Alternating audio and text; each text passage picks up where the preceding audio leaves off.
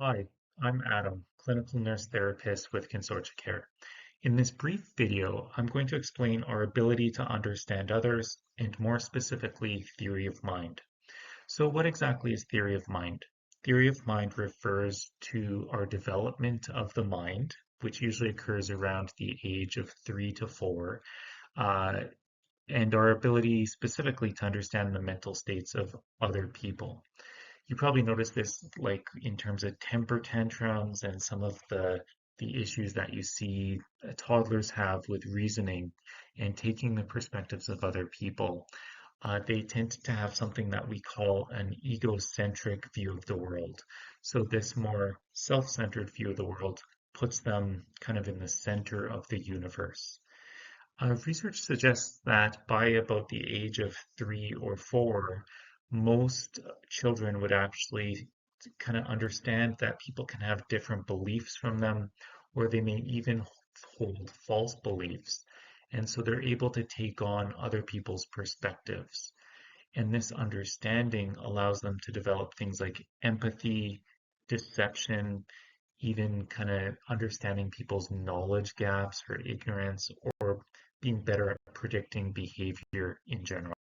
Now, believe it or not, theory of mind is actually one of the first social skills that are lost in moderately severe dementia. And it's really easy to see in people who live with dementia. So imagine that someone is shown a box that they think contains candies, and on opening the box, they discover that it's actually not a candy box, but it's a box of chocolates.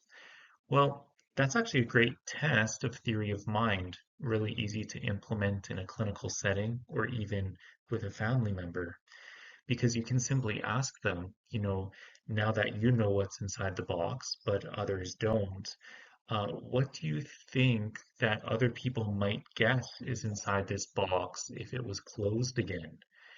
And someone with theory of mind should actually assume that others would guess the box has candies and not chocolates, because that would be their own perspective and it wouldn't actually be confirmed by taking on someone else's perspective. So guessing that there's candies inside, that people would guess there's candies inside this box, would actually demonstrate theory of mind. Believe it or not, they've done studies on this with, children who have autism and healthy children, and they found that about 85% of children without autism, so just normal kind of psychologically healthy kids, uh, they actually pass this test and they do it with a fair bit of simple, it doesn't take a lot of cognitive processing.